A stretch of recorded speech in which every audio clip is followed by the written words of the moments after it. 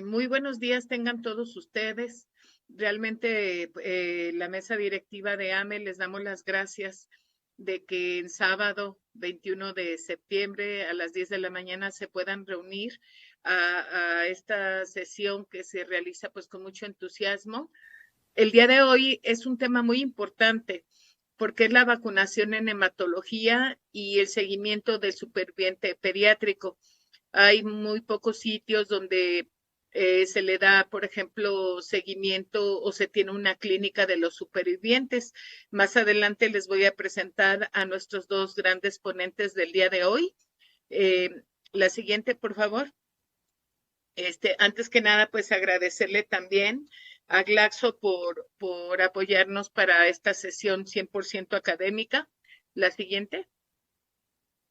Y recordarles pues que con mucho entusiasmo también los esperamos en nuestro Congreso Nacional de Hematología de este 2024, que como ustedes saben es del 30 de octubre al 2 de noviembre en un lugar maravilloso que es Boca del Río, Veracruz, en donde les tenemos pues un programa académico bastante robusto y bastante interesante y además algunas sorpresas, así que esperemos que nos acompañen todos. La siguiente. Y también recordarles que existe la encuesta de distrés moral y síndrome de desgaste o burnout en hematología, el cual puede participar desde médicos residentes de hematología o ya los que ya tenemos la especialidad, tanto de pacientes pediátricos como de adultos. Y también recordarles que nuestra próxima sesión del miércoles 25 de septiembre será relacionada al tema de leucemia mieloide crónica, tanto de pediatría como de adultos, y también tenemos dos grandes profesores, al doctor Oscar González Llano y el doctor Gilberto Barranco Lampón. Entonces será una sesión también muy buena, con apoyo de Novartis. Y bueno, pues ya sin más preámbulos, es un honor para mí presentarles a la doctora Sandra Ragmé López, quien es infectóloga. Ella es médico adscrito al Servicio de Infectología del Instituto Nacional de Ciencias Médicas de Nutrición Salvador Subirán. Ella nos hablará de lo que es la vacunación en hematología. Y posteriormente, la siguiente, por favor, la doctora Valentina Jiménez Santolines, quien es hematóloga pediatra. Ella es médico adscrito y profesora del Servicio de Hematología del Hospital Universitario Dr. José Eleuterio González de Nuevo León. Y ella nos hablará acerca del seguimiento de la supervivencia de los pacientes pediátricos. Pues les dejo la palabra. No olviden también al finalizar, contestar la encuesta de calidad a través de este código QR, que para nosotros es muy importante porque nos permite hacer intervenciones de mejora y, por supuesto, descargar la constancia que nos sirve mucho para cuando nos tenemos que recertificar, ya que está avalada por el Consejo Mexicano de Hematología. Y pues muchas gracias nuevamente por estar aquí con nosotros y pues iniciamos la sesión de hoy. Y pues tendremos el módulo de preguntas y respuestas. Muchas gracias. Buenos días, gracias doctora por la presentación y gracias a la AME por la invitación a dar esta plática. Y pues como ya nos decía la doctora, yo voy a hablar de la importancia de la vacunación en el paciente hematológico. Lo que vamos a revisar es una breve introducción. Posteriormente vamos a ver los efectos de la quimioterapia y de algunas inmunoterapias en la respuesta inmune a las vacunas, el impacto de la vacunación enfocado al paciente con enfermedades hematológicas y por último repasaremos las vacunas recomendadas con énfasis en las recomendaciones actuales y en diferentes escenarios de la atención hematológica. A manera de introducción, pues sabemos todos que las vacunas se consideran uno de los avances médicos más importantes de toda la historia, ya que previenen alrededor de 2 o 3 millones de defunciones anuales en todo el mundo y se ha observado una reducción en la mortalidad global en menores de 5 años. Esta reducción ha sido drástica, especialmente a partir de los 90, que es cuando el arsenal de vacunas empezó a ampliarse mucho más. Y para que tengamos una idea de la magnitud de esto, para 1990, que fue hace muy poco en realidad, en todo el mundo morían alrededor de 93 por cada 1.000 nacidos vivos, esto únicamente por enfermedades prevenibles por vacunación, y ya para 2018 este número disminuyó a 39 por cada 1.000 nacidos vivos. Estos números tan drásticos los tenemos enfocados en niños. Sin embargo, como vamos a ver más adelante, los adultos también son un grupo poblacional en quienes las vacunas impactan de manera importante. Aquí podemos ver en estas gráficas cómo ha habido una disminución importante de enfermedades después de la introducción de diferentes tipos de vacunas. Estos son ejemplos, esto no está acotado a niños, esto es en todas las edades. Podemos ver cómo la introducción de la vacunación contra difteria en el año 1940 fue seguido de un descenso importante de los casos. Y lo mismo se ha reportado con vacunas para meningococo, para polio, para hemófilos influenza, para sarampión y para pertusis. Estos son los ejemplos más claros, ya que son las vacunas que llevan más tiempo utilizándose. Sin embargo, las vacunas más recientes, como lo vamos a ver más adelante, también tienen un impacto relevante, sobre todo en pacientes inmunocomprometidos. Y ahora bien, ¿cuál es la carga de la enfermedad? Es decir, ¿qué pasa con los pacientes hematológicos que pues tienen una alta frecuencia de infecciones? Y estas infecciones, más allá de ser frecuentes, conllevan mucha morbilidad y mucha mortalidad, especialmente en pacientes inmunosuprimidos. Y pues las enfermedades prevenibles por vacunación conforman un porcentaje alto de las infecciones en pacientes hematológicos. Por supuesto, no vamos a poder prevenir todas las enfermedades infecciosas. El paciente que desarrolla neutropenia gravifiebre y bacteremia, sabemos que realmente son pocas las estrategias que impactan en prevención. Sin embargo, las enfermedades prevenibles por vacunación, esas son en las que más podemos incidir para disminuir su frecuencia y la mortalidad que conllevan. Ahora bien, las enfermedades prevenibles por vacunación, cuando decimos este término, a lo que nos referimos a grandes rasgos, porque por supuesto hay algunas otras, pero a grandes rasgos nos podemos referir, puse arriba, enfermedades del tracto respiratorio, que como podemos ver forman el grupo más grande de enfermedades prevenibles por vacunación: influenza, COVID, neumococo, sincicial respiratorio, hemófilos influenza tipo B. Y abajo tenemos otras enfermedades que no dejan de ser importantes, sin embargo, no están en el rubro de enfermedades respiratorias, como lo son hepatitis, meningococo y herpes zóster. Y pues tétanos, difteria y pertusis, sabemos que protege contra algunas enfermedades respiratorias y otras no respiratorias. ¿Y qué hay acerca de estas infecciones virales respiratorias? Obviamente esta información es acotada a pacientes adultos con enfermedades hematológicas. Ya veíamos que estas infecciones virales forman más de la mitad de las enfermedades prevenibles por vacunación. Y aquí lo adapté de diferentes literaturas para que podamos ver a la izquierda los agentes, y en la tabla hasta la derecha podemos ver la mortalidad atribuida a cada uno de estos agentes en población hematológica de adultos. Podemos ver que influenza pues tiene incidencias acumuladas importantes, hasta el 40% de la población hematológica. Y podemos ver también en esta columna del centro que el porcentaje de infecciones respiratorias bajas, o sea, básicamente neumonías por estos virus al momento del diagnóstico, es muy alto para diferentes virus.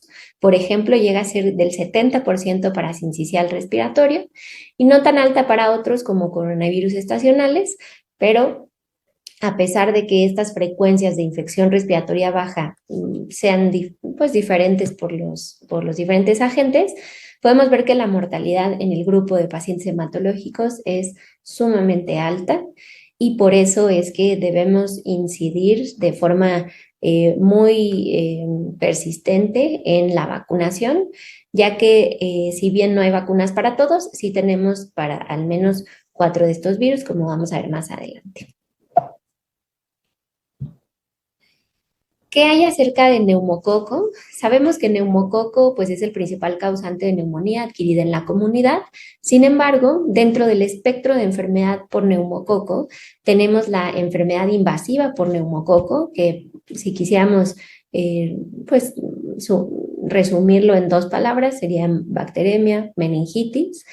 Y en esta tabla lo que me gusta es la comparación que se hace con personas que no tienen enfermedades malignas versus personas que tienen neoplasias hematológicas.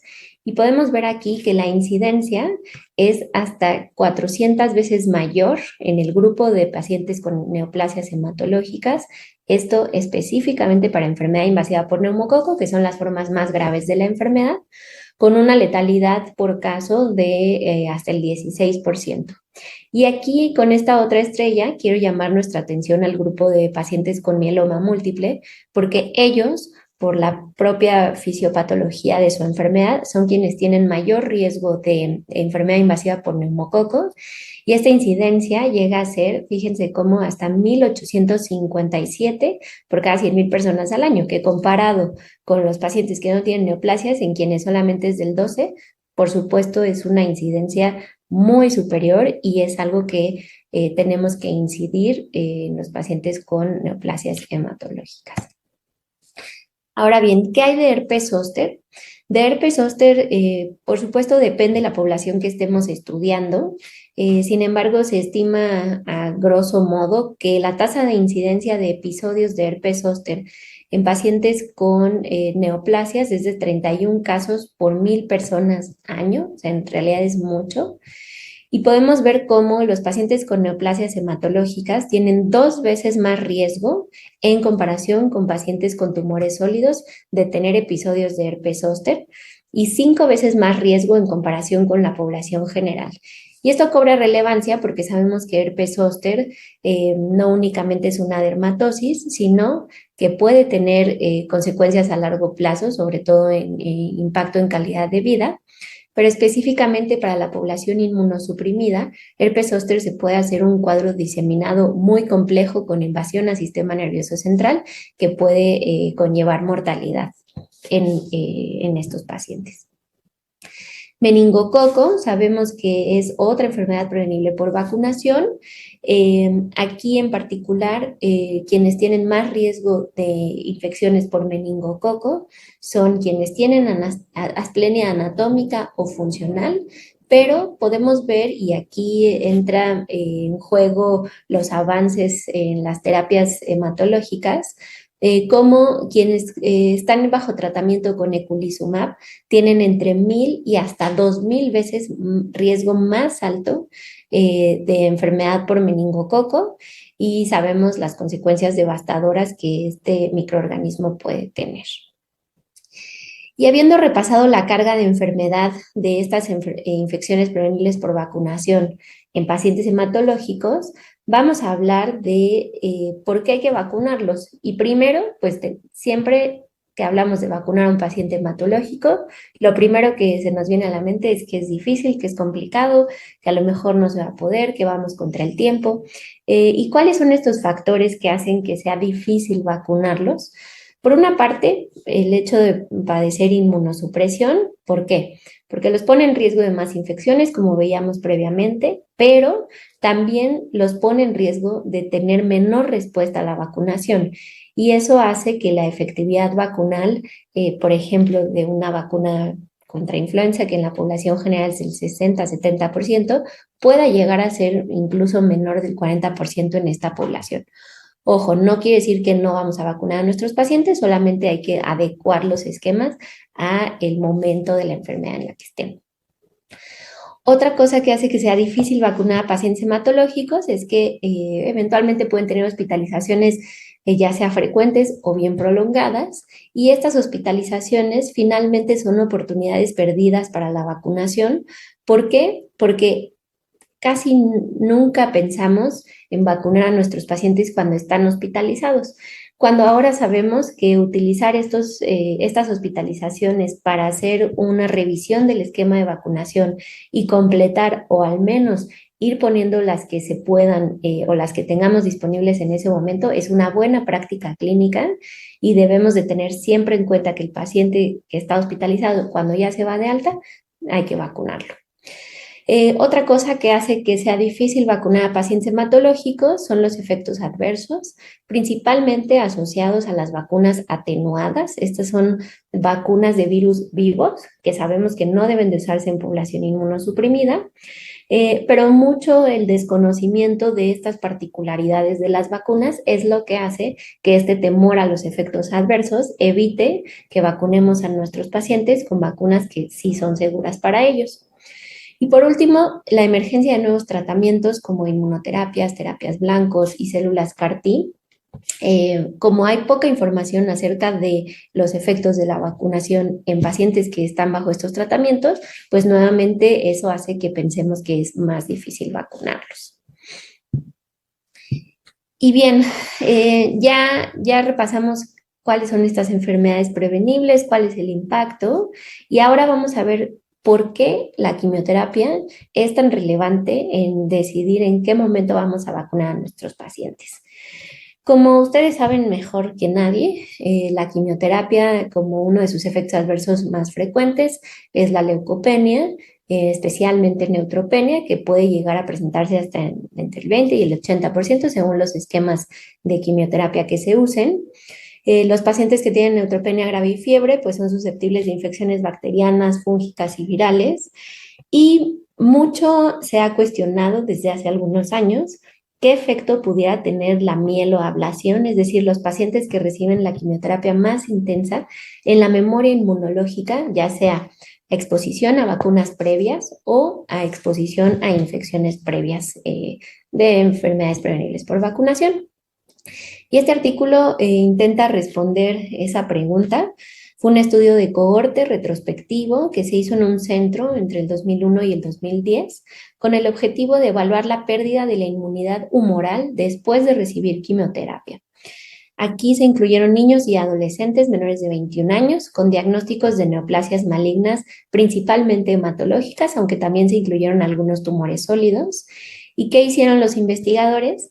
Medir los niveles de anticuerpos contra sarampión, rubeola, parotiditis y varicela, esto al diagnóstico y 12 meses después de terminar la quimioterapia.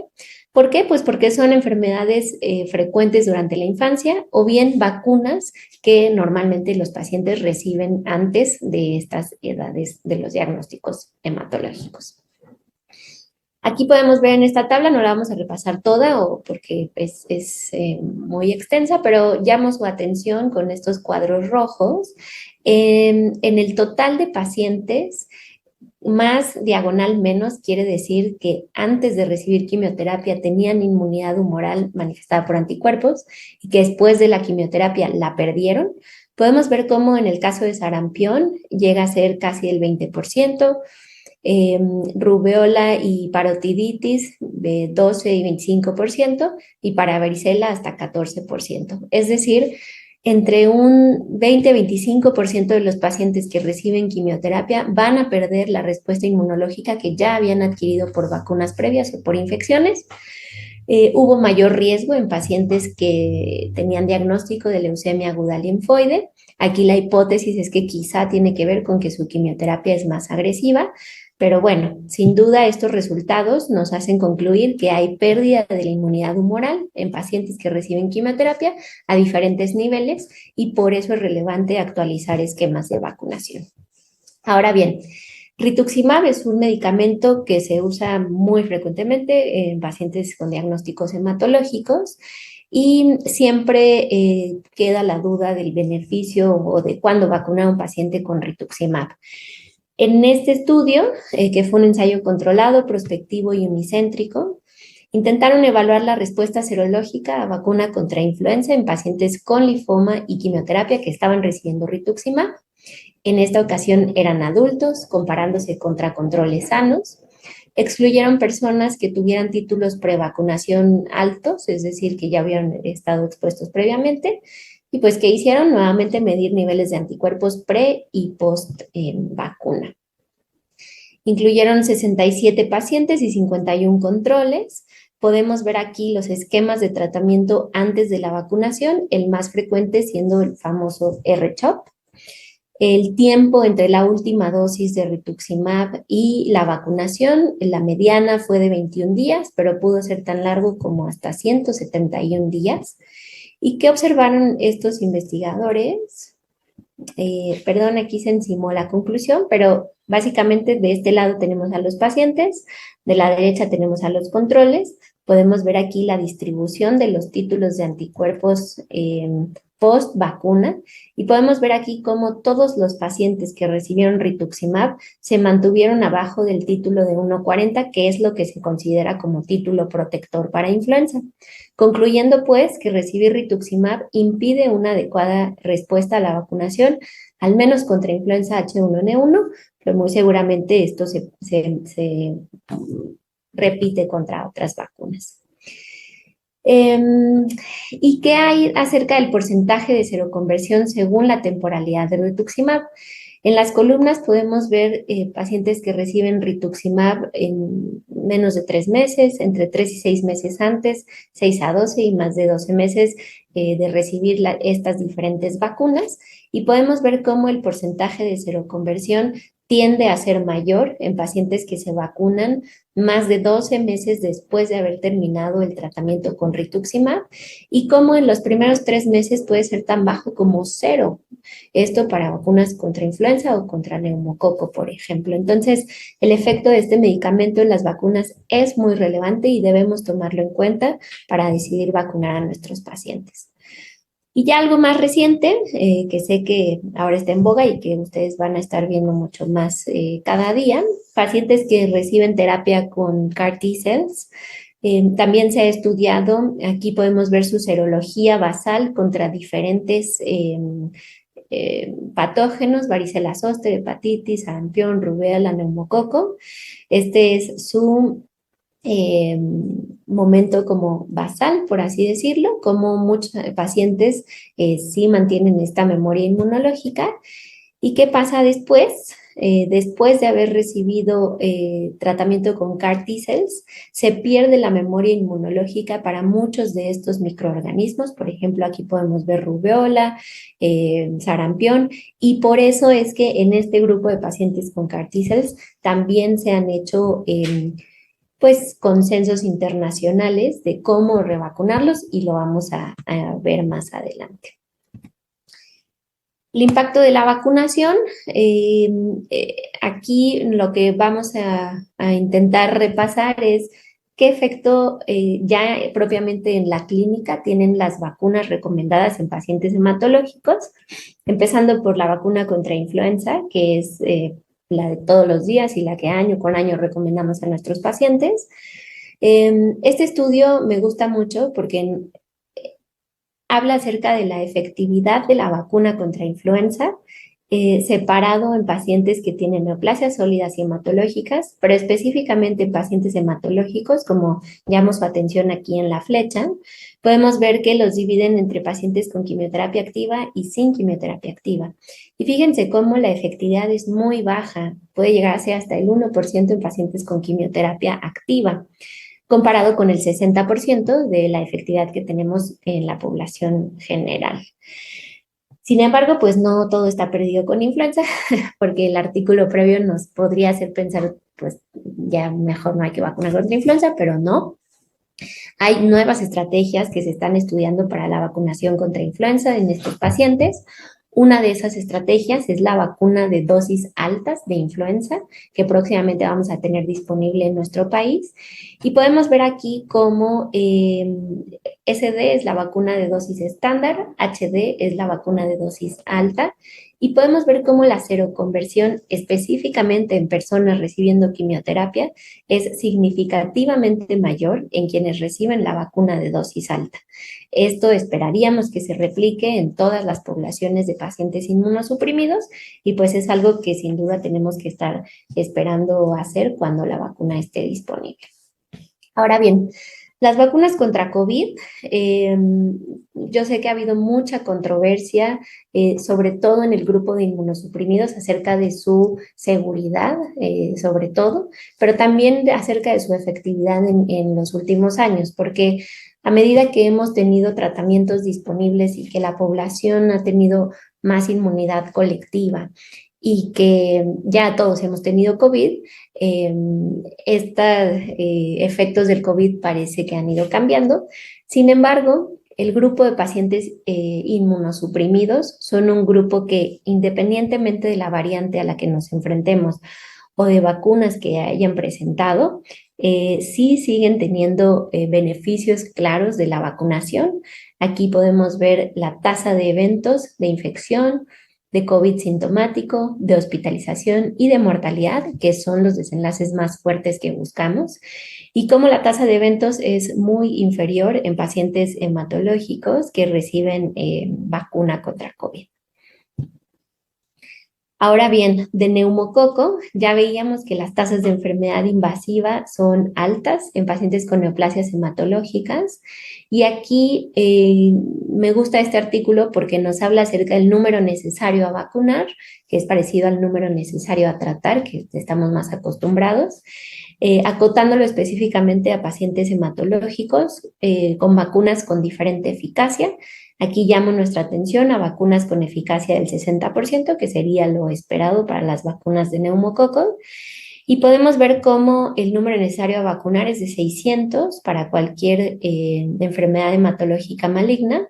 Esto para prevenir un caso de infección invasiva por neumococo, que en realidad no es tanto. Pero, por ejemplo, para las enfermedades de mayor riesgo, como mieloma múltiple, que platicábamos previamente, el número necesario a vacunar baja muchísimo, hasta 79, para prevenir un episodio de infección invasiva por neumococo. Entonces, sin duda, la vacunación tiene un efecto positivo en esta población.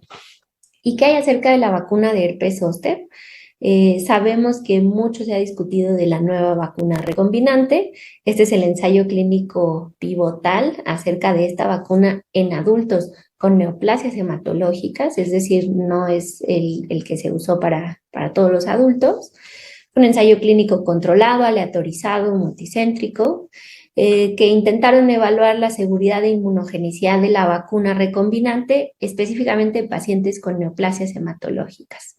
Se evaluó durante o después de la quimioterapia, excluyeron pacientes con leucemia linfoide crónica, con plan de trasplante, con VIH. En su momento se excluyeron poblaciones importantes que ahora ya se incluyen en la vacunación.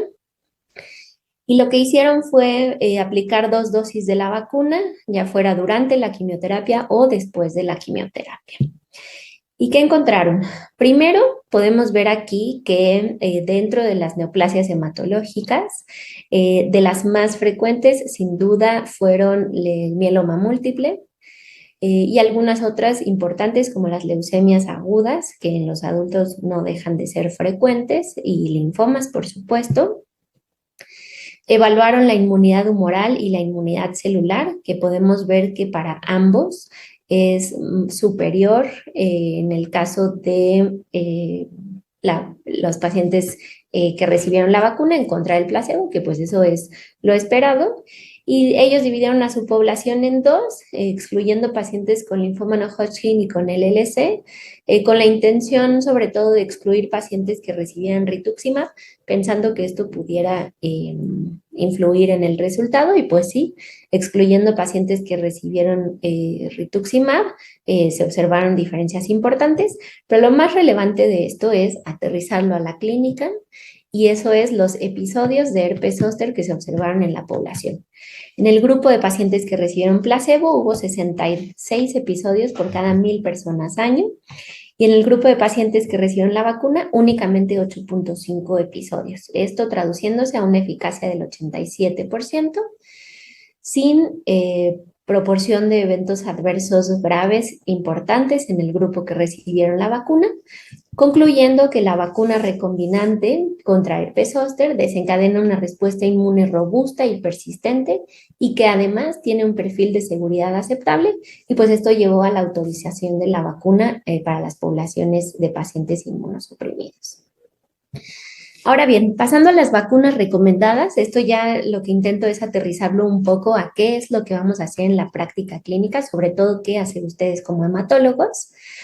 Aquí traté de sintetizar las recomendaciones para pacientes con neoplasias hematológicas en quimioterapia. Podemos ver aquí los diferentes antígenos recomendados. Esta presentación con gusto se las puedo compartir a la AME para que a quien le interese y le sea de utilidad la pueda tener.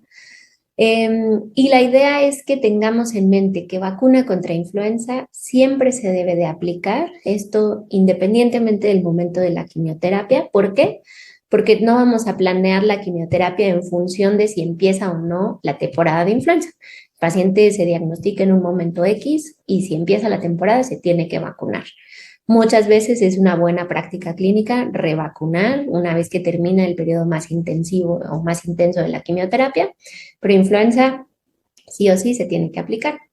Y SARS-CoV-2, aquí pongo entre interrogación si va a ser una vacunación anual o no, porque realmente no lo sabemos.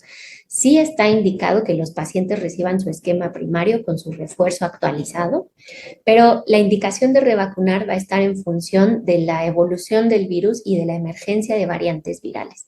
Por eso es que lo dejo con interrogación. Y resalto en rosa la vacuna de sincicial respiratorio, que como sabemos se acaba de aprobar para población de adultos mayores.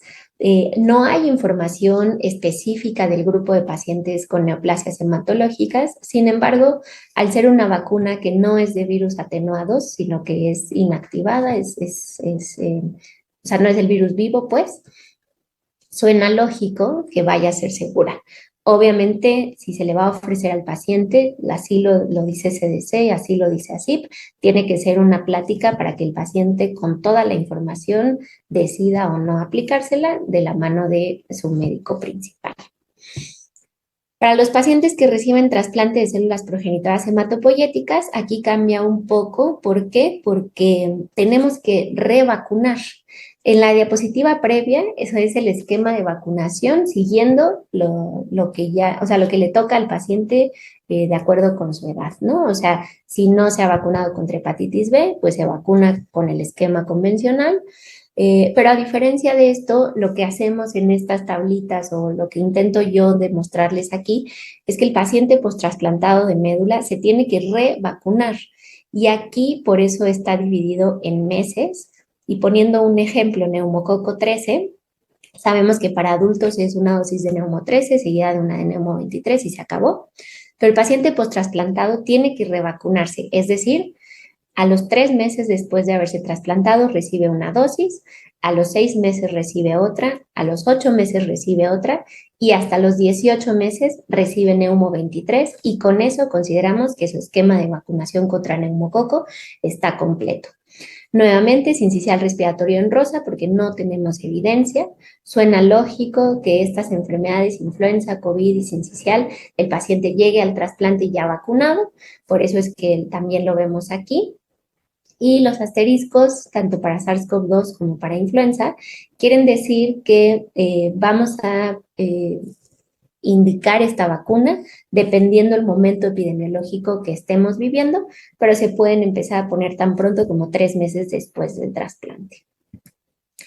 En pacientes que reciben células CAR-T, ya hay recomendaciones específicas para ellos. Nuevamente, aquí me refiero a dosis de vacuna, como ejemplo, neumococo 13, 6, 8, 10 meses y neumococo 23 hasta los 18 meses para tener completo el esquema. Sincicial respiratorio sin evidencia por ahora. Y algo muy importante en pacientes que reciben células CAR-T es que para empezar a vacunar, más allá de la temporalidad, que por supuesto es importante, el paciente debe de tener reconstitución inmune definida por tener células CD4 arriba de 0.2 por 10 a la 9 y células CD19 o CD20 arriba también de 0.2 por 10 a la 9. Entonces, esto va a depender mucho del momento inmunológico y de cómo esté respondiendo al tratamiento nuestro paciente. ¿Y de qué otra manera podemos proteger a los pacientes?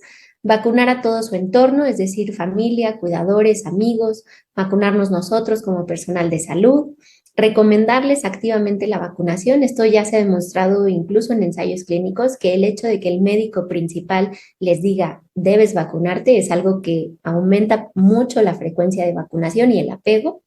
Empoderando a los pacientes acerca de la decisión de vacunarse, es decir, darles la información de la importancia para que ellos mismos las soliciten. Y por supuesto, manteniéndonos actualizados, ya que pues ustedes, al ser los cuidadores principales de estos pacientes, son quienes pueden incidir todavía más en el apego a la vacunación. ¿Y qué es lo que sigue y en dónde tenemos que tener nuestra vista? Próximamente habrá una vacuna de 20 serotipos de neumococo que probablemente modifique los esquemas de 13-23. Todavía no está disponible, pero seguramente habrá actualizaciones. Influenza de dosis alta, como ya dijimos, por la mayor seroconversión en pacientes inmunosuprimidos.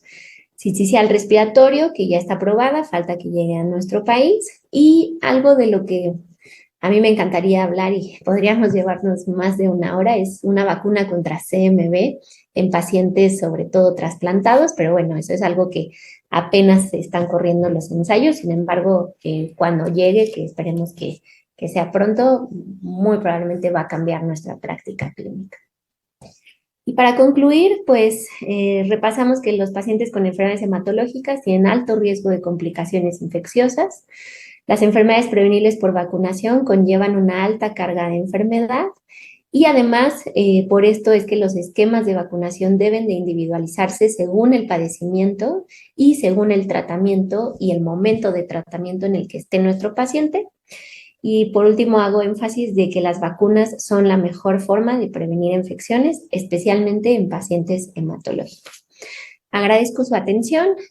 Las dudas, por lo que entiendo, van a ser al final y pues repasemos el mensaje de vacunarnos todos. Muchas gracias. Hola, buenos días. Muchas gracias a todos por acompañarnos este sábado en la mañana en la presentación de estos dos temas. Muchas gracias por la invitación a la AME. El día de hoy voy a presentar un tema que para nosotros es algo que hacemos diariamente, ya que contamos con una clínica de supervivientes ahí en el centro. Esta será la agenda del día de hoy: complicaciones tempranas, vacunación, evaluación de la enfermedad de injerto contra huésped crónico, calidad de vida, complicaciones tardías y recursos para padres. Durante la plática les estaré enseñando una serie de herramientas que utilizamos en el centro y que facilitan el poder hacer este seguimiento. Como todos sabemos, en los últimos años y sobre todo en la última década ha habido un incremento muy importante en el número de trasplantes que se hacen mundialmente y también aquí en Latinoamérica. Esto obviamente ha aumentado el número de sobrevivientes y con mejores resultados, ya que han cambiado tanto el acceso al trasplante como los acondicionamientos y mejor soporte para él. Con esta expansión del trasplante para muchas más personas, vemos que los supervivientes enfrentan graves problemas médicos a largo plazo, desafíos psicosociales a menudo que pueden impactar en la calidad de vida, y la prevención y el reconocimiento de estos efectos tardíos nos van a dar que tengamos un mejor seguimiento. Las recomendaciones sobre los cuidados y prevención de las complicaciones en supervivientes, las primeras se publicaron en el 2006, posteriormente tuvieron una actualización en el 2012 y este año, en el mes de febrero, fue su última actualización. Estas guías traen una serie de recomendaciones muy dirigidas sobre el tipo de trasplante que se realiza, varios factores que nosotros debemos de conocer del paciente que se trasplanta, como el tipo de fuente, si fue médula ósea, sangre periférica o cordón, el tipo de acondicionamiento, si fue mieloablativo, intensidad reducida, si este paciente presentó o no enfermedad de injerto contra huésped, porque esto aumenta el número de complicaciones que un superviviente puede llegar a tener, el tipo de donador con el que se realizó, si es idéntico, haploidéntico o no relacionado. Y aunque existen estas guías, las cuales son muy amplias, la situación con ellas es que hay una cierta limitación, sobre todo para países en vías de desarrollo con recursos limitados para poder implementar. Y algo muy importante es que, por lo menos, y yo creo que puede ser algo de lo que pasa en la mayoría del país, muchos de los sobrevivientes regresan a su ciudad de origen. ¿Qué quiere decir? Que van a la unidad de trasplante. Dependiendo del protocolo que se lleve en la unidad de trasplantes, estos pacientes pueden estar cautivos a lo mejor el primer mes, como ocurre en el centro de nosotros, o los primeros 100 días, pero posteriormente van a regresar a su ciudad de origen. Y ahí quien va a llevar el seguimiento del paciente post-trasplantado en muchas ocasiones es su hematólogo u oncólogo de primer contacto. Entonces, al momento de querer aplicar estas guías puede ser un poco complicado por la falta de recursos, pero lo bueno es que hoy en día se cuentan con una gran variedad de herramientas que nos permite llevar este seguimiento desde el consultorio. En este estudio del Hospital San Jude, en el que ellos quisieron comparar una corte de pacientes de 110 pacientes versus 1.100 pacientes tratados con quimioterapia estándar, lo que ellos querían ejemplificar es cómo los supervivientes de trasplante de células hematopoyéticas tienen un aumento en la prevalencia de enfermedades crónicas graves. Cuando me refiero a enfermedades crónicas graves es que pueden llegar a ser discapacitantes o incluso causar la muerte, versus a la terapia convencional, que en este estudio, como podemos ver, era del 81.3 versus 69%. En este seguimiento se les dio un seguimiento de 20 años. Al momento de la evaluación, la mediana de edad de los sobrevivientes eran entre los 25 y 28 años.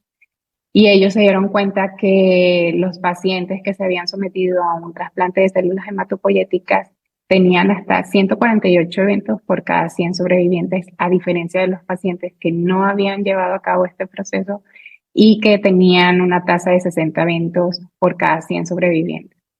¿Qué más ellos observaron? Que tenían afecciones tanto cardiovasculares, pulmonares, cataratas, dislipidemia, obesidad, enfermedad cardíaca, mucho más prevalente que los pacientes que habían recibido tratamiento estándar.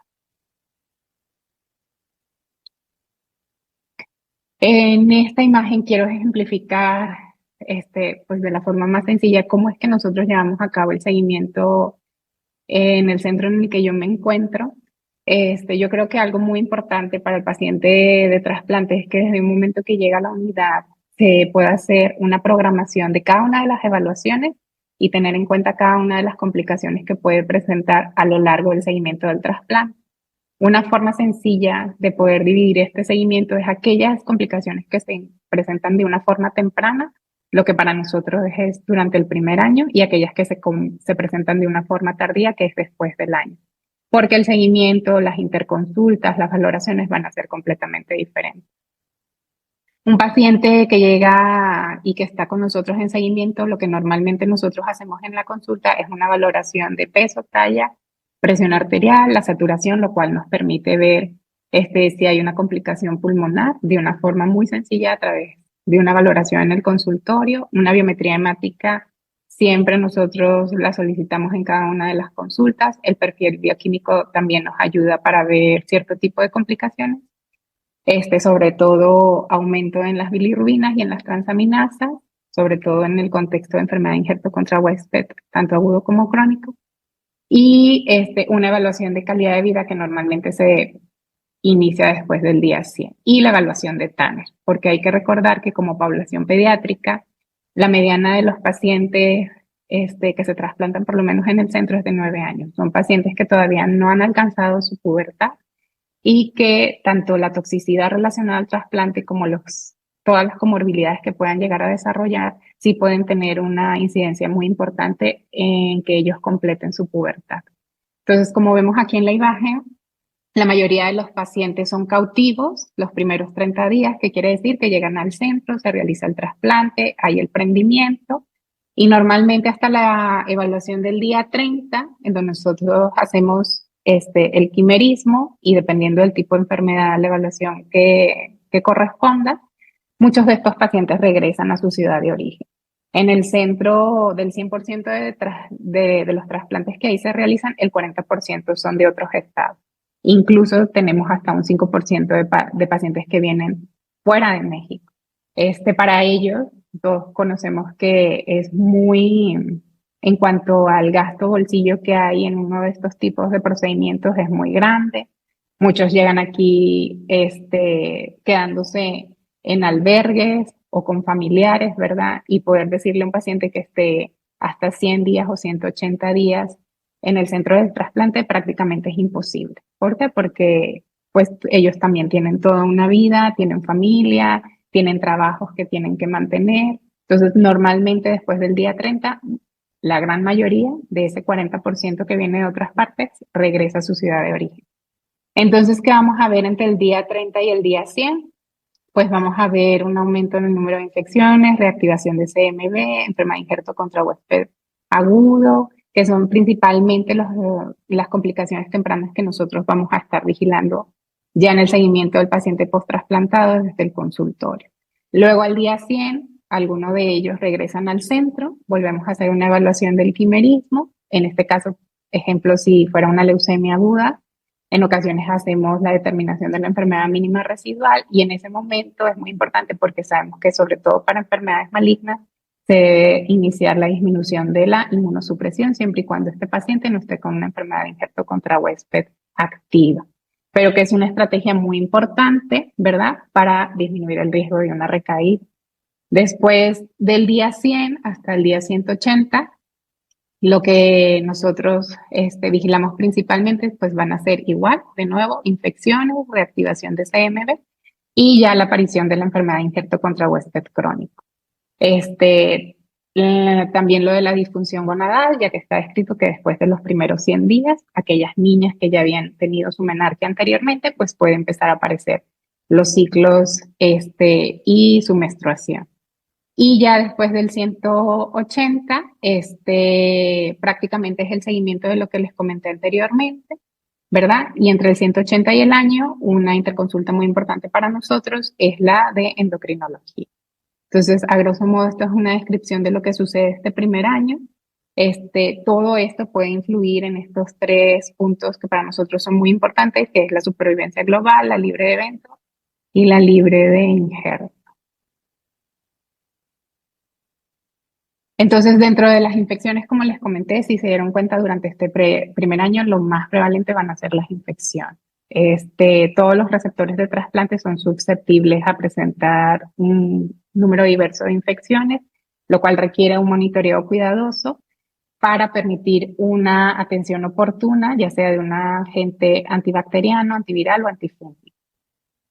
Sabemos que esta es una de las principales causas de mortalidad relacionadas al trasplante. En autólogos está reportado entre alrededor de un 4% y ya para los génicos menos del 11%. Históricamente o anteriormente esto podía llegar hasta 8% en autólogos y hasta casi 20% en halogénicos, pero con los cambios que se han hecho actualmente, pues esto ha disminuido.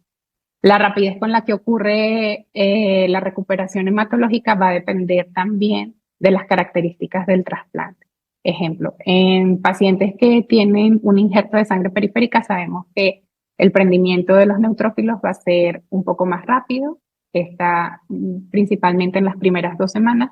Aquellos donde el injerto viene de médula ósea puede ocurrir hasta la 3ª semana y seguidamente de los que son un injerto de cordón umbilical que puede ser hasta la 4ª semana. Después del prendimiento de neutros, como vemos aquí en la imagen, viene seguido de la recuperación de la GNK, posteriormente de los CD8, y finalmente, pero esto de los CD8 puede ser desde el 2º hasta el 8º mes, y finalmente los linfocitos B y los CD4.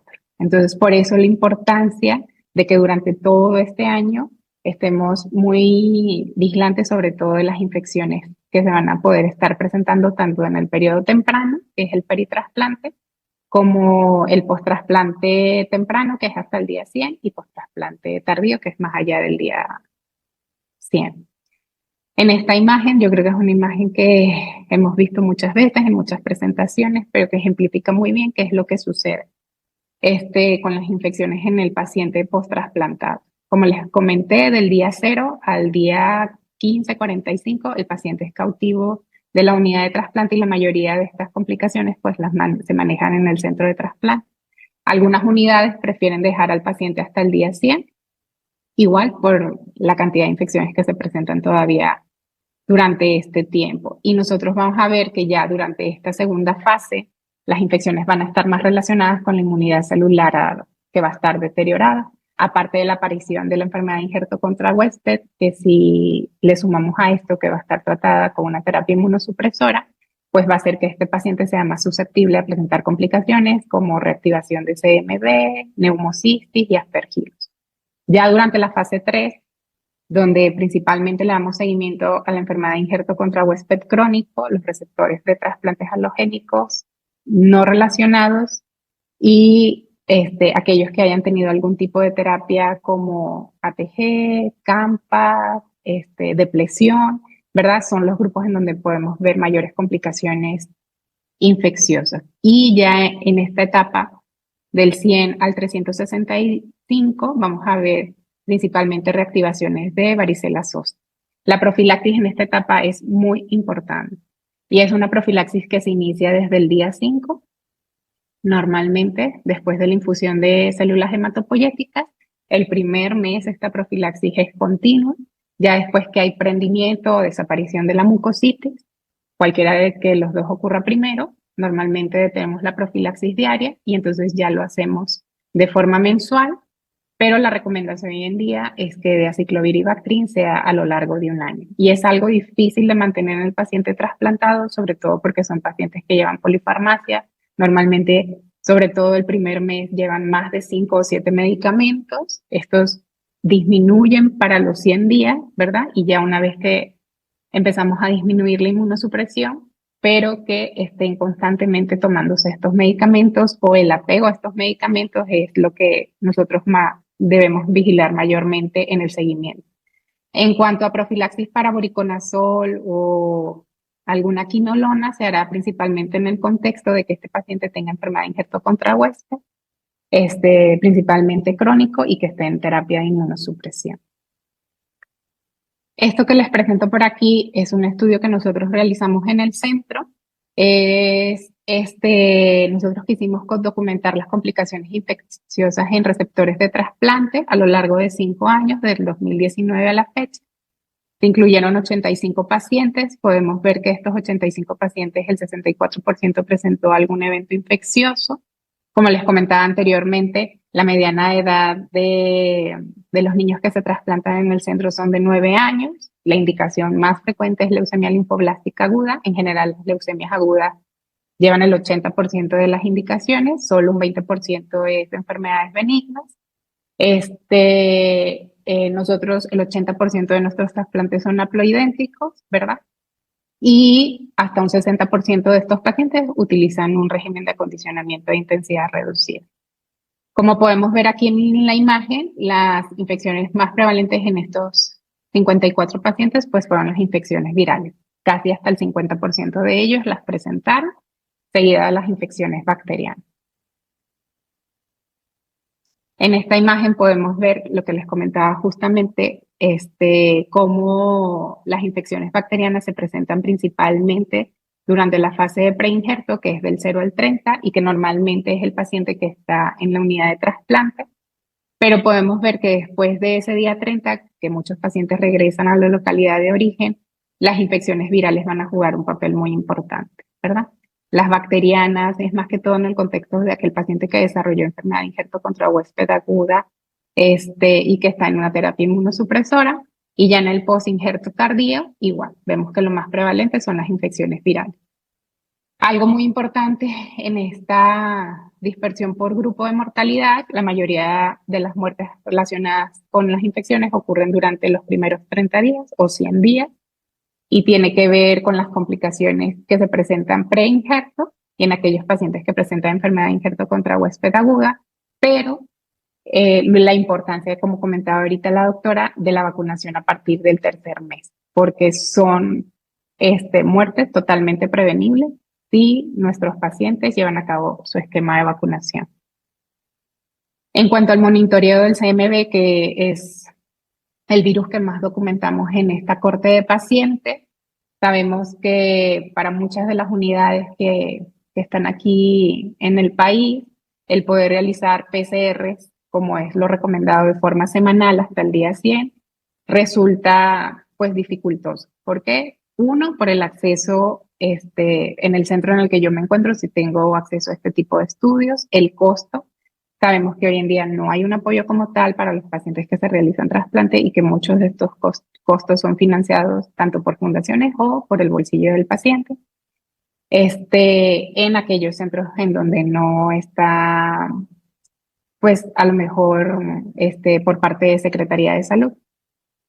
Aquí la situación es que tenemos un grupo de pacientes, sobre todo aquellos en donde el receptor o el donador son negativos y uno de los dos son positivos, que tenemos mayor riesgo de replicación de CMV y que lo ideal sería poder darle seguimiento hasta el día 100 con la cuantificación a través de PCR, ¿verdad? Para poder iniciar de forma temprana el tratamiento en este tipo de pacientes y evitar que se presente la enfermedad como tal. Bueno, en cuanto a otra complicación muy frecuente en los pacientes en este primer año son las citopenias. Y es algo que nosotros siempre evaluamos y por eso comenté como ahorita que en cada una de las visitas pedimos una biometría hemática. Hay diversas causas para estas citopenias y dependiendo en el periodo en el que nos encontremos del seguimiento post-trasplantes, es donde nosotros debemos tener principalmente aquellos diagnósticos diferenciales, que en este caso sería que se presenten ya sea por una recaída, que se presenten por una reactivación de un citomegalovirus. También se pueden presentar relacionadas al acondicionamiento que se utilizó o en el contexto de una enfermedad de injerto contra huésped.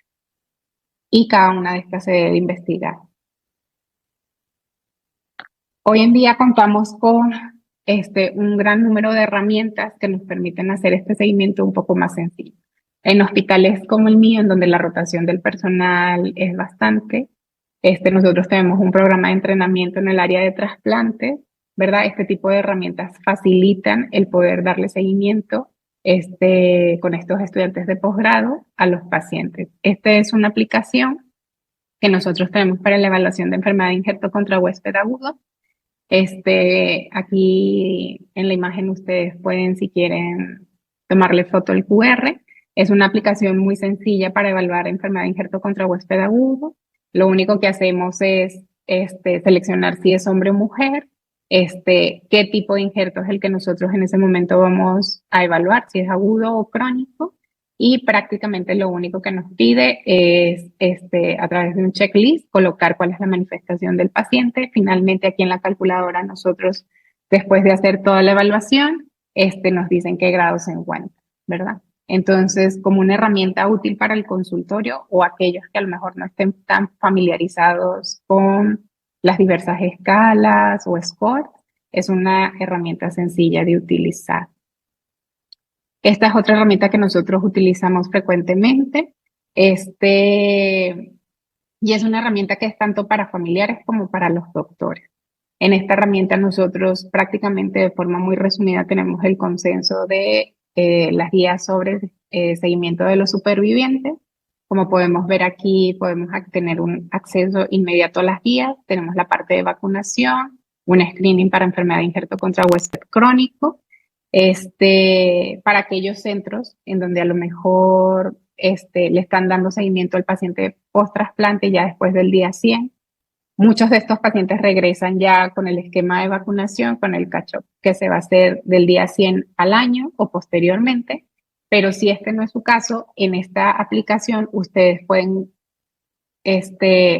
tocar cualquiera de estas opciones y les va a decir en qué momento tiene que recibir esa vacuna, como lo vemos aquí en la imagen y nos explicó anteriormente la doctora, ¿verdad? Entonces ya viene el esquema, y se vuelve un poco más sencillo, sobre todo para aquellos centros que a lo mejor no tienen una unidad de trasplante y le están dando seguimiento a un gran número de pacientes sobrevivientes.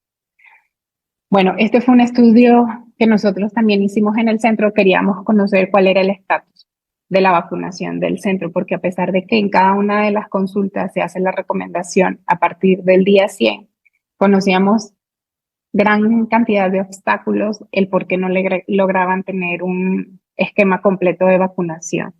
La situación aquí en México es que la vacunación, no hay una legislación para aquellos pacientes que no son pacientes sanos. ¿Qué quiere decir? O sea, de que si yo voy ahorita a un centro de salud y a lo mejor me quiero aplicar un hexavalente, por no estar a lo mejor eso legislado como hay algún grupo de enfermedades que necesitan una nueva revacunación, puede ser que no me quieran vacunar. Y es principalmente el obstáculo que nosotros hemos encontrado para que estos pacientes se vuelvan a vacunar.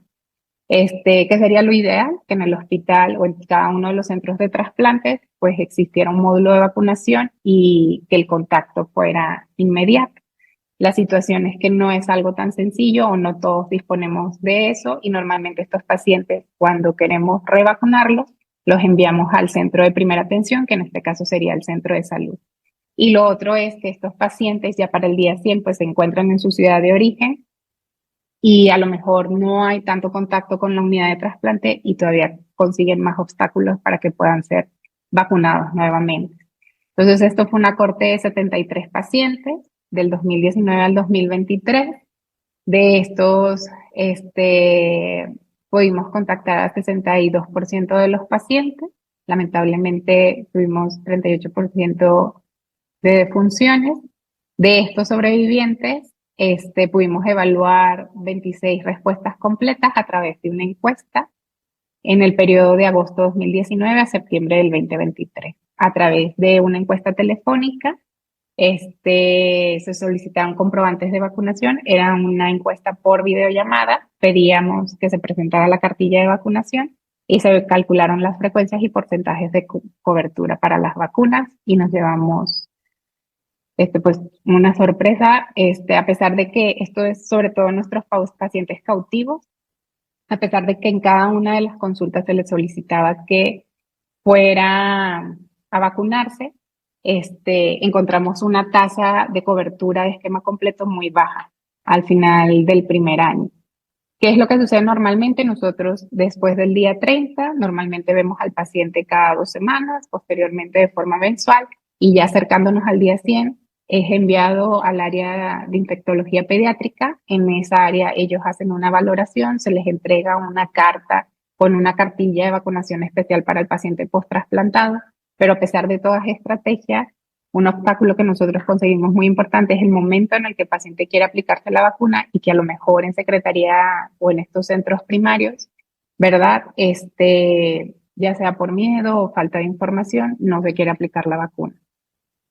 Específicamente para neumococo, vemos que para el año de seguimiento, ¿verdad? Solo un 3.8% de los pacientes tenían un esquema completo. Esto se invierte para el tercer año de seguimiento, en donde se logra en un 34.6%.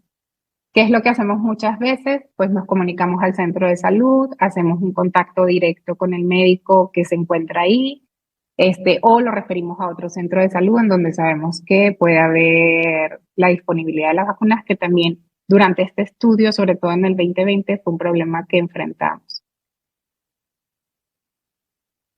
Esto es cobertura para hepatitis B, DPT y Haemophilus influenza.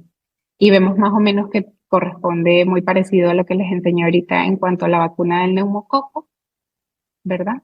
Y esto es en cuanto a esquemas completos. Podemos ver que la vacuna de VPH se logra con mayor facilidad tener una vacunación completa. Y esto, como no, una explicación que o a la conclusión a la que nosotros llegamos es que, como les había comentado, la mediana edad de los pacientes que se trasplantan en el centro es de 9 años.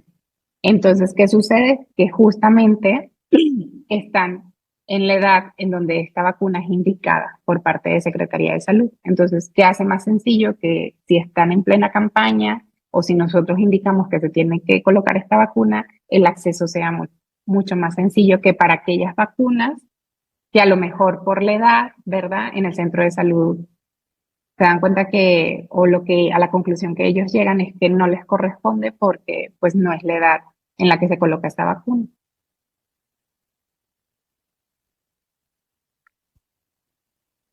En cuanto al screening para la enfermedad de injerto contra huésped crónico, que para nosotros es muy importante y que empieza a partir del día 100, Sabemos que la enfermedad de injerto contra huésped crónico se puede presentar aproximadamente entre un 30 a un 70% de los pacientes, de que va a depender esto de muchos factores acerca del trasplante. Uno de ellos es la fuente, como podemos ver aquí en la imagen.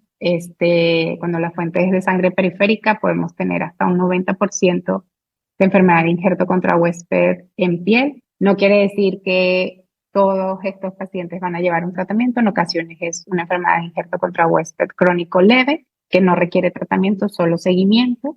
De los órganos más afectados que comúnmente vemos, pues es piel, boca y ojos, ¿verdad? Y uñas. Pero es algo que sí es muy prevalente y que es importante poder contar con las herramientas adecuadas para poder detectarlo y manejarlo al tiempo. La situación con la enfermedad de injerto contra huésped crónica no controlada es que tiene una mayor mortalidad no relacionada a recaída y una mayor morbilidad significativa y por ende una menor calidad de vida. Sin embargo, con una vigilancia adecuada, un tratamiento oportuno, multidisciplinario, la mayoría de los pacientes lo resuelven a largo plazo de 5 años, con una mediana de tratamiento de 2 o 3 años. Los criterios de diagnóstico para esta complicación se basan en el consenso del NIH.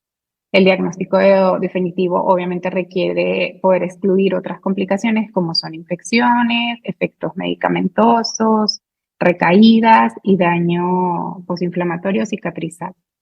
La detección temprana de esta complicación puede ayudar a minimizar los daños permanentes y mejorar la calidad de vida. En esta aplicación del NNDP es una aplicación sobre todo para la enfermedad de injerto contra huésped crónico que tiene múltiples manifestaciones, ¿verdad? Y que a lo mejor aquellos centros en donde no hay una unidad de trasplante no se encuentran tan familiarizados, esta aplicación nos permite a través de fotografías poder identificar aquellas alteraciones, ¿verdad? Y a lo mejor tener una comunicación directa con el centro de trasplantes para poder comentarle, pues, que se han comenzado a presentar. En esta aplicación ustedes van a poder ver un atlas de todas aquellas descripciones que se presentan en el paciente durante su seguimiento, como por lo menos algo tan sencillo que muchos de nosotros tenemos, que es la queratosis pilar en un paciente post-trasplantado, es una manifestación de enfermedad de injerto contra huésped, así como los mucoceles, las úlceras orales, que también son manifestaciones en boca, ¿verdad? Entonces, esta evaluación debe ser lo más simple posible para facilitar el uso por parte tanto de los médicos como del paciente. El paciente en esta aplicación también cuenta con estas fotografías y es capaz de hacer una autoevaluación y comentarlo ya sea en una cita de seguimiento por telemedicina o a lo mejor a su médico de primer contacto el tipo de complicación que está presentando. En cuanto a la calidad de vida, en el 2005 se publicaron las primeras recomendaciones para el uso de herramientas de calidad de vida como una medida independiente del impacto de la carga de la enfermedad. Esto principalmente en el contexto de la enfermedad de injerto contra huésped, ¿verdad? Donde nosotros sabemos que es un factor importante que puede afectar la calidad de vida. Hay diferentes tipos de escalas genéricas y módulos específicos para la evaluación del superviviente de enfermedad de injerto, del superviviente de trasplante de células hematopoyéticas. Que las presento aquí es una de las herramientas más utilizadas, es una herramienta que ya está validada en México y está validada para diferentes tipos de enfermedades. Es una herramienta general en donde se evalúa la función física, emocional, social y escolar. En este estudio lo que ellos quisieron hacer fue comparar si esta herramienta genérica, que es ampliamente usada, versus la del módulo de trasplante, tenían resultados similares y se dieron cuenta que la coincidencia interna sí era muy similar. La situación en el paciente pediátrico y cuando aplicamos herramientas de calidad de vida es que se divide en grupos de edad. O sea, igual, tenemos a los preescolares, escolares y adolescentes. Y aquellos niños menores de 7 años que no es posible una autoevaluación, en este caso, la evaluación se llevará a cabo por parte del familiar. A pesar de eso, la concordancia entre lo que reportaba el familiar en aquellos niños mayores de 8 años y ya en adolescentes era muy parecida. ¿Y por qué es importante hacer una evaluación de calidad de vida? Dentro de los síntomas más frecuentes que reportan los pacientes es el dolor. Y la situación con este tipo de reportes es que podemos nosotros dirigir algún tipo de tratamiento específico para mejorar su calidad de vida. En cuanto ya a las complicaciones cardíacas que se presentan principalmente después del año, pues prácticamente involucra todos los órganos y sistemas. Yo aquí les voy a presentar brevemente cuáles considero yo que son los que se presentan con mayor frecuencia. En este del cardíaco y la actitud física, en esta evaluación, lo que ellos quisieron hacer fue ver qué era lo que percibía el paciente a través de un cuestionario de calidad de vida, y eso lo compararon realizando una prueba de esfuerzo para poder hacer una evaluación cardiopulmonar, más cuál era la evaluación de los familiares. En este estudio se reportó que hasta el 25% de los pacientes tenían una reducción significativa en el consumo máximo de oxígeno, que es el gol estándar para hacer este tipo de evaluación. Y este grupo de pacientes, al momento de que quisieron hacer la evaluación y compararlo con lo que ellos habían autorreportado de cómo se sentían, ellos se percibían completamente bien. Entonces, vemos cómo es necesario hacer este tipo de evaluaciones, sobre todo después del año, para poder detectar a aquellos pacientes que necesitan una intervención para poder mejorar su actitud física. En este estudio que les presento aquí abajo, es una corte de 43 pacientes con un seguimiento amplio de 10 años. Ellos igual hicieron una prueba de esfuerzo con el consumo de oxígeno máximo. Esta prueba de esfuerzo se hizo después de 10 años de haber realizado el trasplante, y se dieron cuenta que estos pacientes tenían, obviamente, comparado con controles sanos, una disminución en el consumo máximo de oxígeno, y en este estudio los pacientes sí se percibían con una actitud física disminuida, y esto tenía un impacto tanto en lo psicosocial como en su desempeño en el día a día. Se ha demostrado que los programas de entrenamiento físico, incluso en un periodo corto, sobre todo en el periodo peritrasplante, pueden influir positivamente en el consumo de oxígeno más y en el rendimiento del ejercicio y la calidad de vida. También se ha observado que aquellos pacientes que realizan cualquier tipo de actividad física, aunque sea una frecuencia tan baja como 1 o 2 veces por semana, tienen una diferencia en calidad de vida y actitud física versus aquellos pacientes que no realizan ninguno.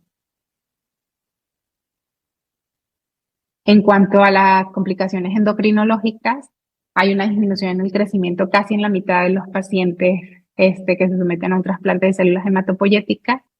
El 85% de estos niños, obviamente con un acondicionamiento basado en TBI, y el hipotiroidismo es otra complicación que nosotros le damos un importante seguimiento porque se ha reportado en cortes que se puede presentar hasta del 30 hasta el 50%, igual en condicionamientos con radiación corporal total. Entonces, ¿qué nos dice la evaluación? Que igual en cada una de las visitas nosotros debemos tener un seguimiento de peso, talla, índice de masa corporal y TANO, que después del año del trasplante nosotros tenemos que tener una referencia al endocrino en donde se va a hacer una evaluación de un perfil tiroideo y una edad ósea, como recordamos de una radiografía de mano, porque frecuentemente se ve afectado el crecimiento de estos niños.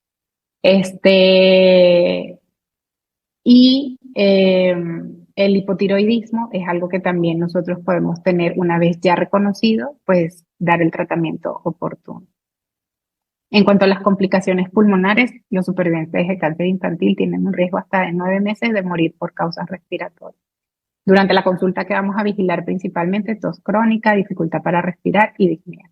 Las pruebas de función pulmonar se pueden iniciar tan tempranamente como después del 6º mes del seguimiento del trasplante, y es prácticamente para todos después del año de trasplante. ¿Cuáles van a ser las pacientes con mayor riesgo? Aquellos que hayan estado expuestos a radiación corporal total más de 6 grays, más de 12 grays, ya sea de forma fraccionada, que en su acondicionamiento hayan llevado busulfán o que tengan antecedente de bleomicina. ¿Qué es lo que nosotros normalmente vamos a ver como manifestación? Enfermedad obstructiva o restrictiva y fibrosis pulmonar. En cuanto a la función gonadal, la evaluación se debe hacer igual en esa visita con el endocrino después del año de seguimiento.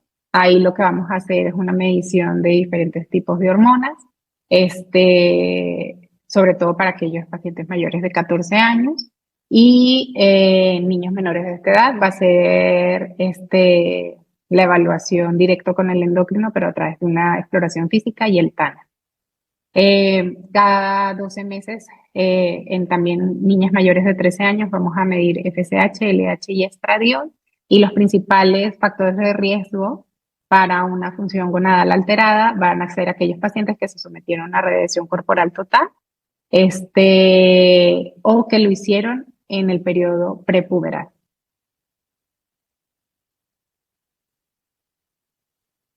En cuanto a la salud ósea, la baja densidad ósea se ha reportado que se presenta hasta en el 25% de los sobrevivientes. Los factores de riesgo para esto es que la edad al diagnóstico y en la que se realizó el trasplante sea menor, que tengan un bajo peso al momento de que se haya realizado el trasplante, deficiencia de vitamina D, la falta de ejercicio y, como en todas o en la mayoría, la presentación de enfermedad de injerto contra huésped. ¿Por qué? Porque sabemos que requiere un tratamiento con una inmunosupresión prolongada, alrededor de 1 año y medio o 2. Y sabemos que esto es un factor de riesgo para necrosis avascular y una densidad ósea disminuida. ¿Qué debemos hacer en este tipo de seguimiento? Una evaluación de densitometría al año en todos aquellos pacientes que tienen menos de 400 unidades internacionales, que tienen deficiencia de vitamina D, debemos suplementar. Y en caso de sospecha de necrosis avascular, una resonancia magnética. En cuanto a lo dental, este seguimiento se debe iniciar desde el 6º mes. Como lo recordamos, muchos de los pacientes que se trasplantan todavía ni siquiera han completado la dentición de de sus dientes permanentes, que se hace hasta después de la pubertad. Entonces sí va a tener la toxicidad del trasplante un papel muy importante en el desarrollo de todo lo que es la dentadura de estos niños, que podemos nosotros ver: microdoncia, hipoplasia del esmalte, malformaciones de las raíces. Es muy importante que se le dé un seguimiento a todas estas partes, y la serostomía va a ser la manifestación más frecuente que nosotros vamos a ver en pacientes con enfermedad de injerto contra huésped crónico. Y ya, por último, les quiero presentar una serie de recursos que están disponibles para la familia. Estos recursos pueden ser utilizados desde el momento que se planea enviar al paciente a la unidad de trasplantes. Son recursos que se encuentran en diferentes idiomas, en un lenguaje muy sencillo, que están diseñados específicamente para los familiares y para el paciente. En este tipo de recursos podemos encontrar desde testimonios, complicaciones, qué es el trasplante, qué me va a suceder después del trasplante, cómo es mi incorporación a la escuela, y una serie de recomendaciones que hacen más fácil el seguimiento de los pacientes. Ya como conclusiones, pues lo más importante es identificar los efectos tardíos comunes que experimentan los receptores pediátricos de trasplante, darle el seguimiento continuo y, si es posible, una intervención para disminuir el rango de complicaciones que pueden llegar a desarrollar. Es muy importante desde un principio de que se realiza el trasplante tener un calendario de evaluaciones, pruebas y vacunación para poder llevarlo a cabo. Lo ideal, como les presenté en la primera imagen, es poder tener todo el esquema de lo que va a ocurrir con este paciente, sobre todo ese primer año. Y hoy en día pues ya tenemos muchas herramientas que nos permiten planificar los cuidados para identificar, documentar y comunicar las necesidades de seguimiento. Sobre todo si a lo mejor nosotros no contamos con un entrenamiento en el área de trasplantes, estas herramientas ya nos permiten poder comunicarnos con el centro de trasplante y poder tener el mismo lenguaje. Y bueno, sería todo. Muchas gracias. Bueno, pues muchísimas gracias, doctora Sandra Ragne y doctora Valentina Jiménez, por las excelentes presentaciones. Hay muchas felicitaciones. Quiero comentarles que al momento se registraron más de 325 asistentes de 13 países diferentes, incluyendo países latinos, países asiáticos, Cuba. Entonces, pues realmente muchas gracias por compartir estos conocimientos con todos nosotros. Y también hay muchas preguntas. Tenemos todavía unos 15, 20 minutitos de preguntas. La primera pregunta dice que pacientes con problemas hematológicos como leucemia linfoblástica y mieloblástica tienen inmunodeficiencia primaria. Bueno, yo creo que ya esta pregunta lo presentaron, pero sí, no quiero omitirla. y que ya diagnosticados si también se le aplican las vacunas, doctora Ragne. Sí, muchas gracias por la pregunta. Y sí, están indicadas las vacunas, recordando que el momento más crítico siempre es antes de empezar la quimioterapia. O sea, idealmente los pacientes tienen que vacunarse antes, pero entendemos que no siempre pasa eso. Entonces, conforme pasemos a esquemas menos intensos, por ejemplo, de inducción a mantenimientos o a consolidaciones, ahí sería lo ideal, pero sí están indicadas las vacunas.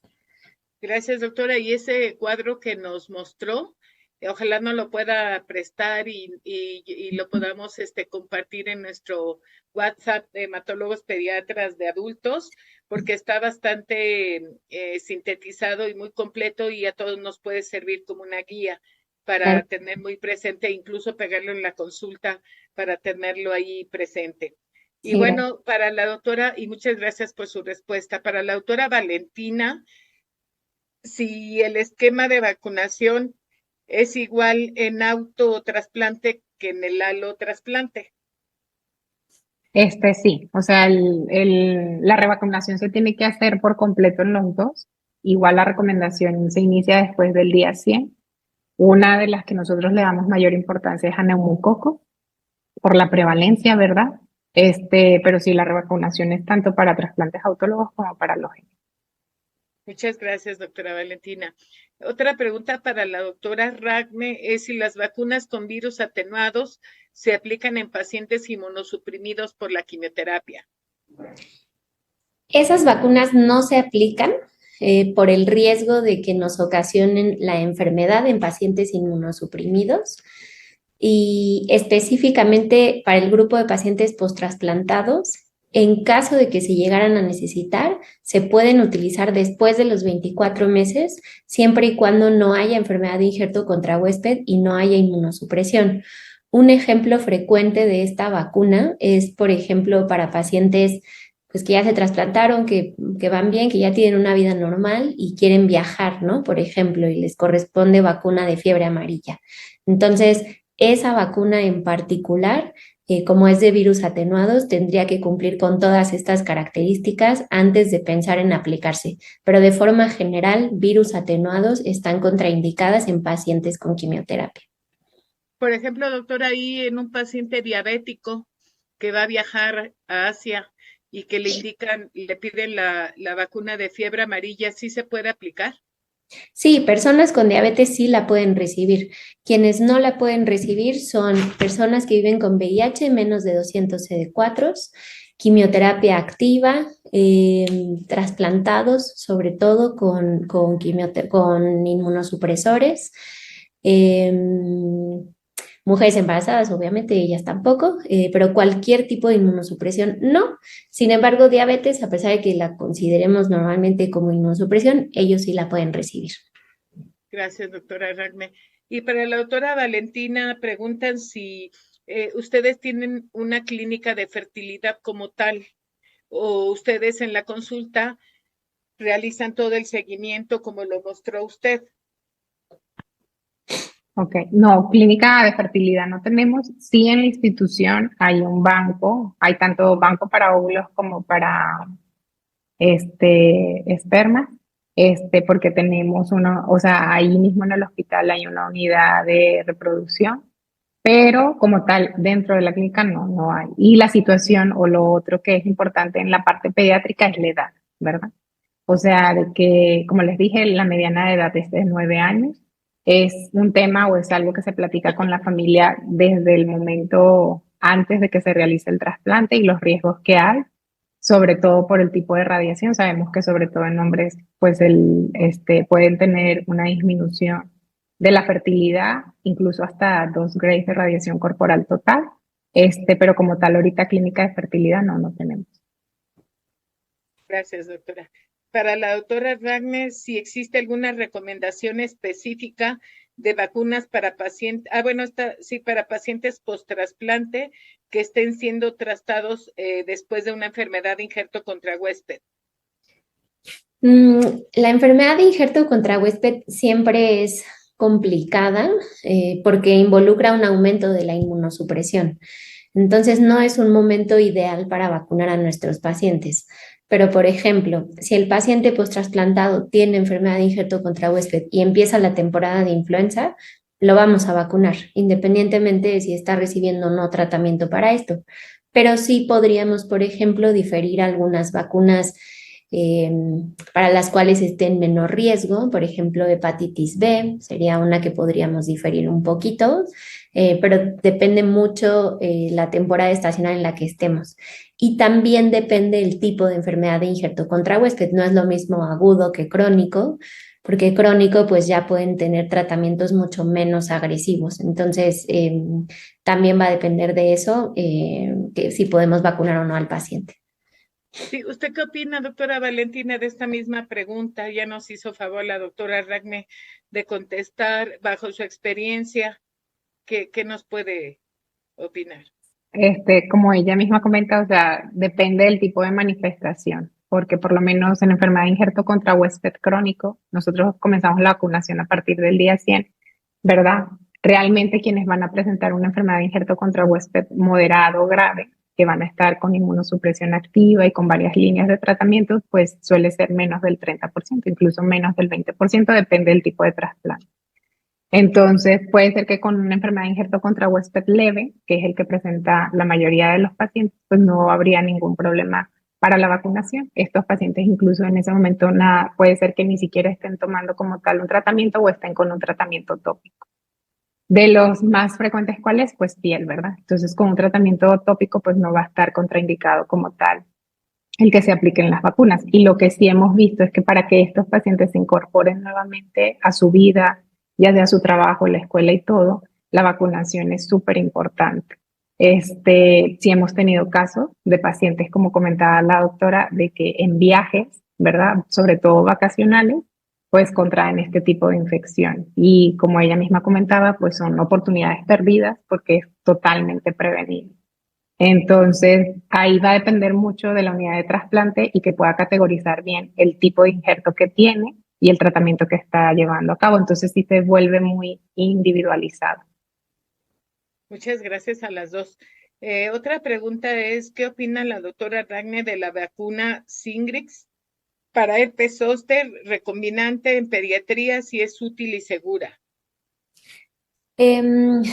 Bueno, yo no soy pediatra, pero sí se ha discutido mucho en foros de vacunación que se está buscando que esta vacuna eventualmente pueda, bueno, no sustituir por completo, pero que se pueda usar en pediátricos como prevención de varicela. Que esto, ojo, no es una recomendación y no es un hecho. De hecho, ahorita no se usa en pediatría, pero es algo hacia lo que se está empezando a pensar que pueda moverse la vacunación contra varicela zóster. Ahorita la vacuna contra varicela es una vacuna de virus atenuados, es la que reciben los niños y que desafortunadamente los niños con neoplasias hematológicas pues la tendrían contraindicada. Entonces, pensando en eso, haría sentido movernos hacia la recombinante en poblaciones pediátricas, sobre todo inmunosuprimidos, pero no es algo de rutina ni que se recomiende todavía porque falta información. Sí, muchas gracias. Hablando del herpes zóster, porque afortunadamente también se unieron hematólogos de adultos. Como sabemos, bueno, usted que es infectóloga, el herpes zóster se va incrementando su incidencia con la edad, ¿no? Se refiere que el 70% de los casos de herpes ocurren por arriba de los 50 años y sobre todo, por ejemplo, hablando de relacionado a temas hematológicos, por ejemplo, los pacientes que tienen mieloma múltiple tienen mayor incidencia de herpes, ¿verdad, doctora? Sí, la incidencia de herpes en mieloma es muy superior al resto de las neoplasias y en ellos está indicada la vacunación independientemente de la edad de diagnóstico de mieloma, que yo sé que mieloma es como un poco de adultos Es de mayores, adultos, sí. pero si es un paciente con mieloma menor de 50 años, tiene indicada la vacunación contra zóster. Sí, muchísimas gracias.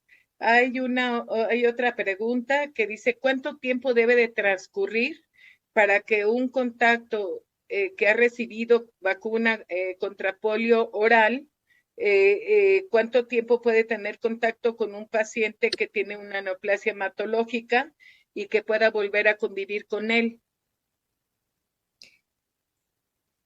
Pues esa sí es difícil. La vacuna oral contra polio, a diferencia de la vacuna inactivada, el riesgo que tenemos es que haya excreción de virus vivos por las heces y que eventualmente pueda haber casos de polio por cepas de vacunación. No es algo que veamos muy frecuentemente. El tiempo de excreción es variable, lo podríamos esperar en las primeras 2 semanas, pero a veces se puede prolongar un poco más.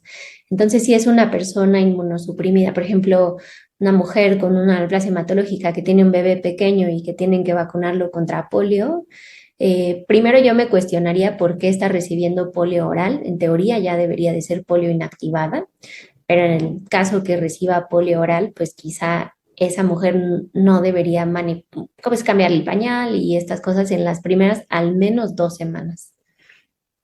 Muy bien. Pues miren, estamos en la hora.